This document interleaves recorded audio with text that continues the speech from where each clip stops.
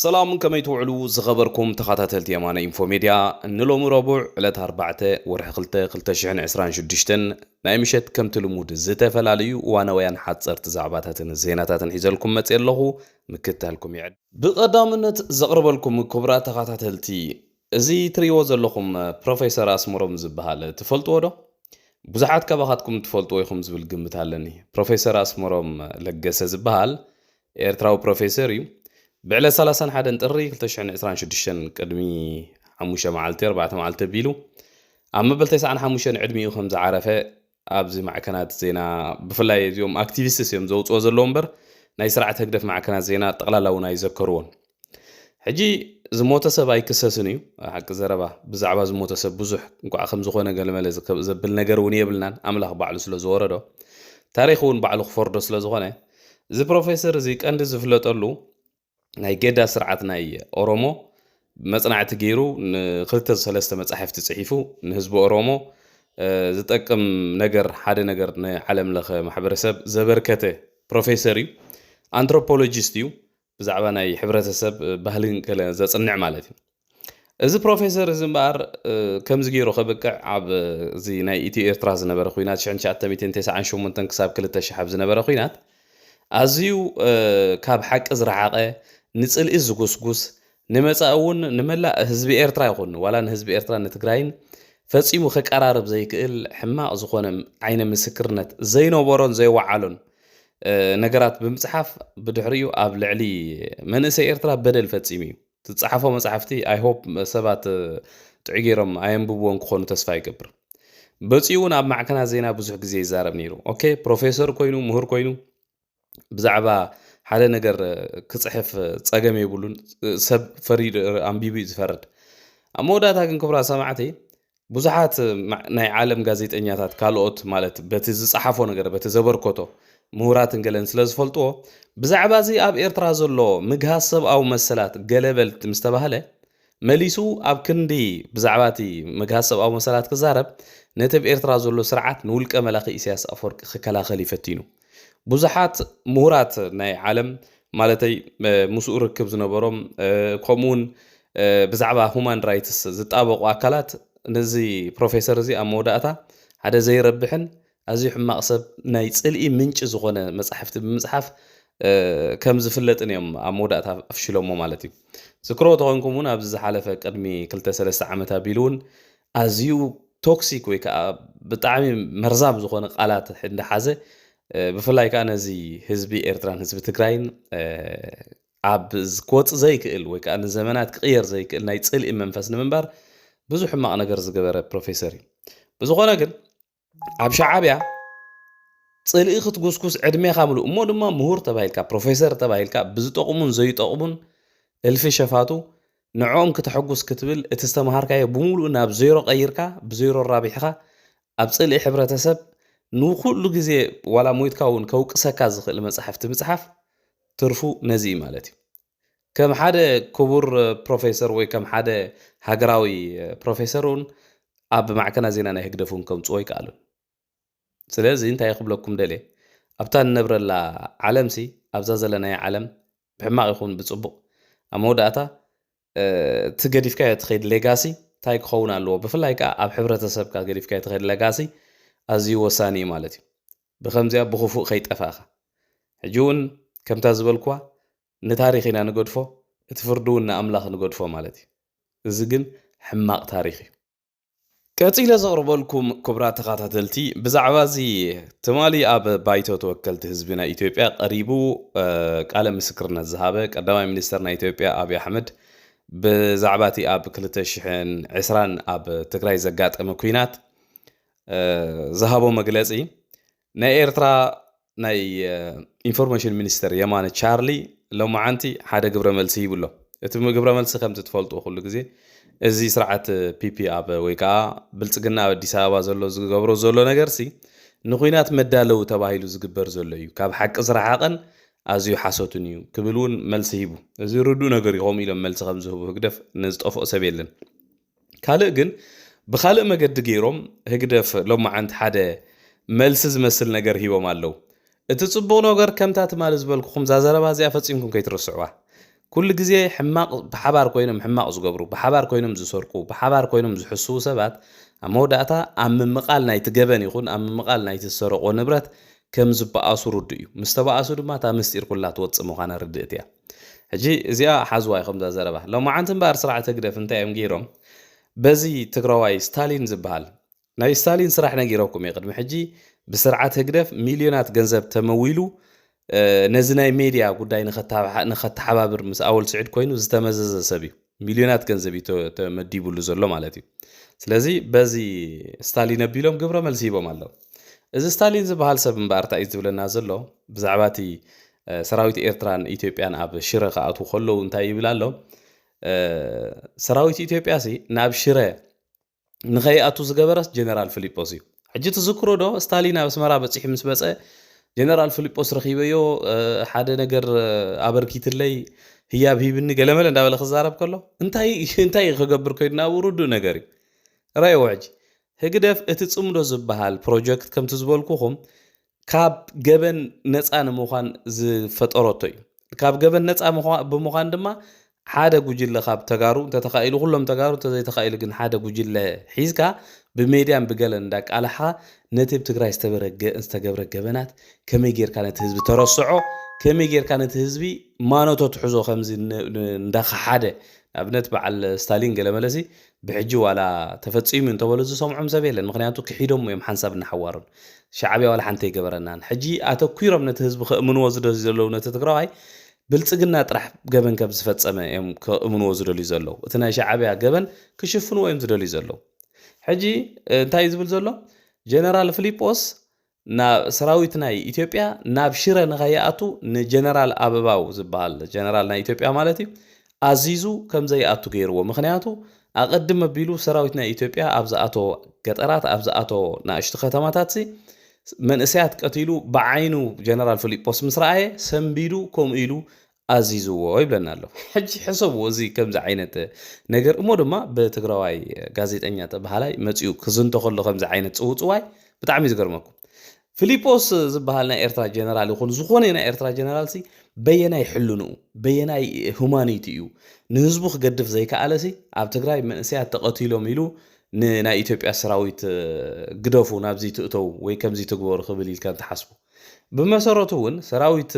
زي زبلوا زلسي مجمرتا شيرة اللي تتحيزو بدحريو أخصومي تتحيزو أتي سراويت إطراق جبن فتسيمو لزب بحال زلقا أب أخصومي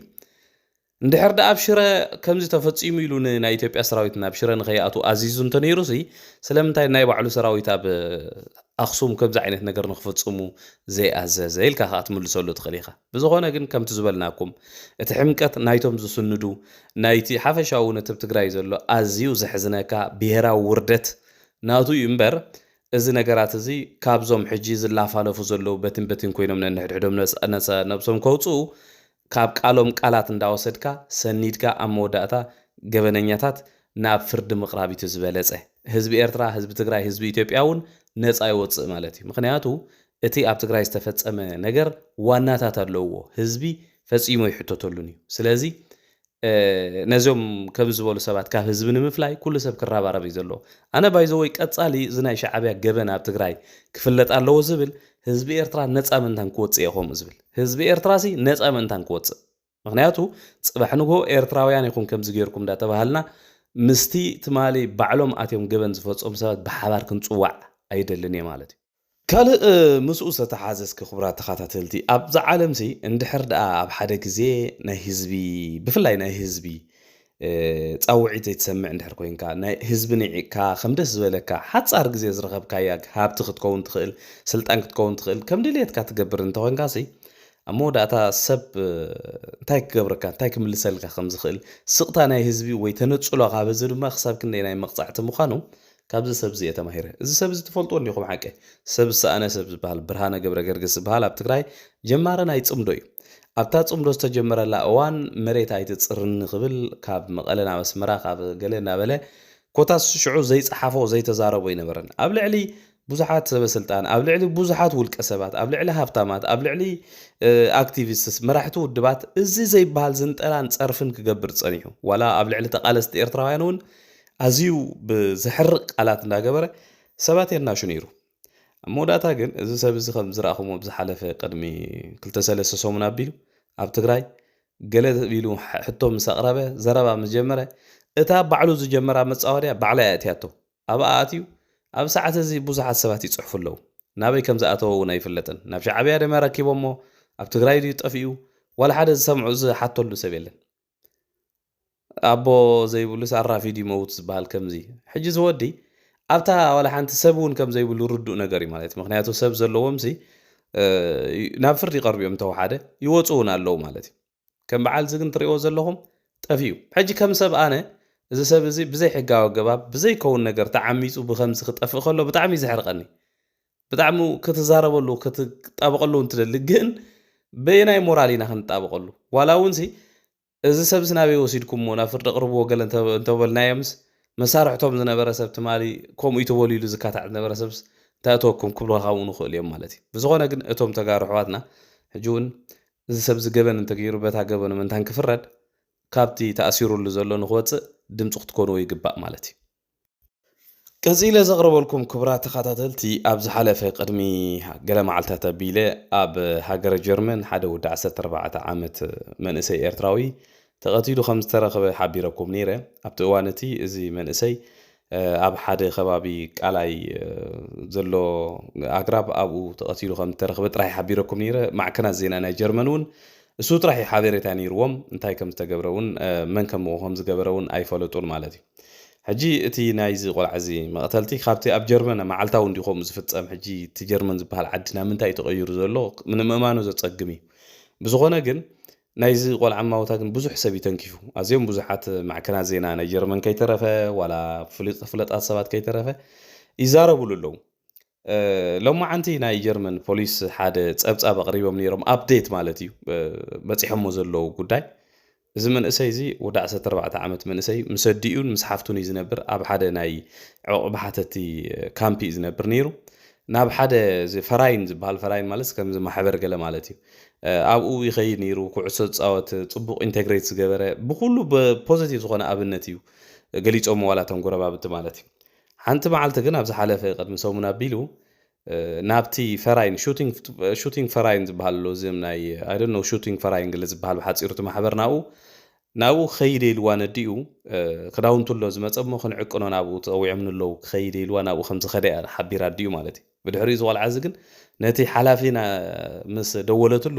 ከምዚ ዝበሃል ቆፀር ኣይነበረናን ሎማዓንቲ ኣይመፀን ከምኡ እውን ኣይነበረናን ዝኾነ ርክብ ኢሉ ሓቢልዋ ማለት እዩ እቲ ቆልዓ ግን ሎማዓንቲ ከም ዘውፅኦ ፀብፃብ መሰረት ብኻራን ብኻልእን ተቐቲሉ ፀኒሑ ብኻራ ገይሮም ሓራሪዶም ቀቲሎም ብጣዕሚ ዝሕዝነካ ከምዚ ዝተንከፈኒ ክሳብ ሎሚ ጉዳይ የለን ብሓፈሻው ንብዙሓት ሰባት ጀርመናውያን ከይተረፈ ተንኪፎም ግን ኣብዚ ጀርመን ዝበሃል ዓዲ ዝግበር ዘሎ ነገር ብጣዕሚ ሓደገኛ ቅድሚ ዓመት ኣቢሉ ንዝክሩ ተዋንኩም ሓደ ወዲ 9 ዓመት ፓውሎስ ዝበሃል ኤርትራዊ ቆልዓ እውን ካብ ቤት ትምህርቲ ዝመሃረሉ ጠፊኡ ኢሎም ኣብ መጨረሻ ኣብቲ ከባቢ ዝነብረሉ ከባቢ ወርሒ ዝኸውን ደልዮሞ ስኢሎሞስ ኣብ መወዳእታ ኣብቲ ከባቢ ዘሎ ቃላይ ኣብኡ ፀኒሕና ኢሎም ኣብኡ ኣምፂኦምሎም ማለት እዩ ሕጂ እዚ ጉዳይ እንታይ ክኸውን ይኽእል ብዙሓት ከም ዝግምትዎ ዘለዉ እዚ ዓሌታዊ ዝኾነ መጥቃዕቲ እዩ ብጀርመን ትፈልጥዎም ኢኹም ክሳብ 6 ሚልዮን ህዝቢ ኣብ ጋዝ እንደእተው ክቐትሉ ዘይሓፍሩ ካብ ሁማኒቲ ዝረሓቑ ማሕበረሰብ እዮም ኩሎም ኣይኮንኩን ዝብል ዘለኹ ግን ኣዝዮም ጨካናት ፍጡራት ኣለዉ ኣብቲ ጀርመን ካብ ሰብ ወፃኢ ዝኾኑ ማለት እዩ ሕጂ እቲ ናይ ሂትለር እቲ ናይ ጀርመን ናይ ግዜ ናዚ ዝነበረ ስርዓት ድማ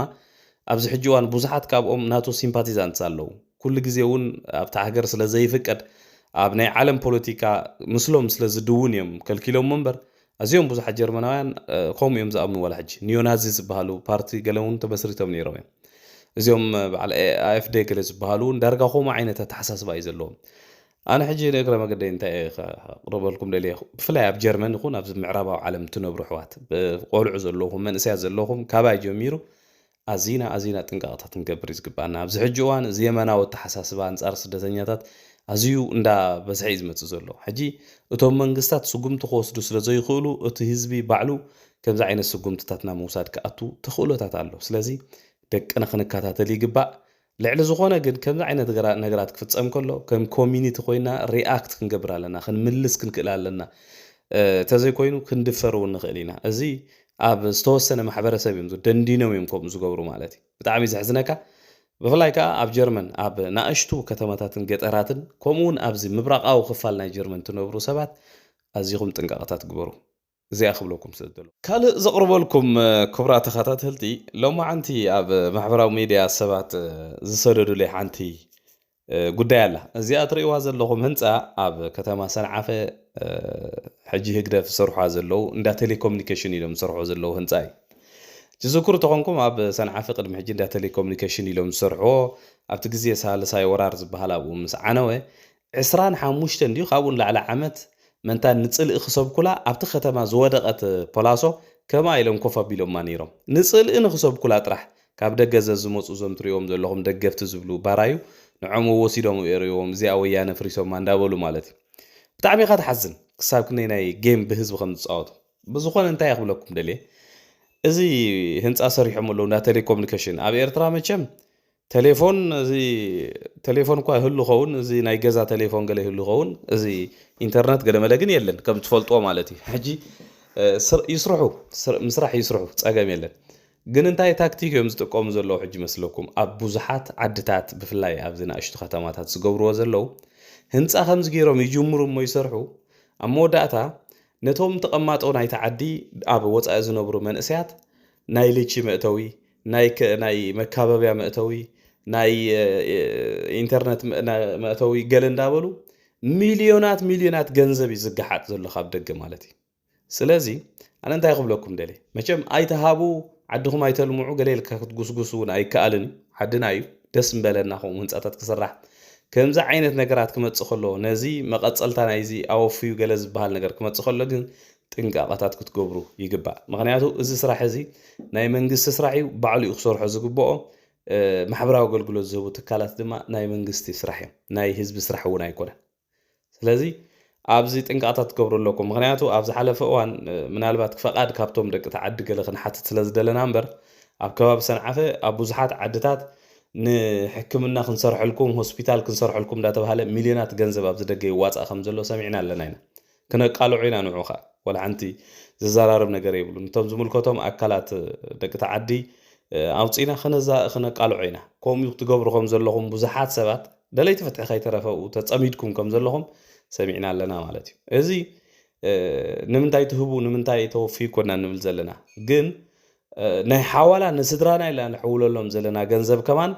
እቲ ስርዓት 80% እንዳወሰደ መቅተሊ ስድራ ቤትና እንዳሰደድና ከማን እንዳጓሃየና ከሎ ብሓይሊ ተታሒዝና ብሓይሊ ጓዕፂጡ እንዳወሰደ ከሎስ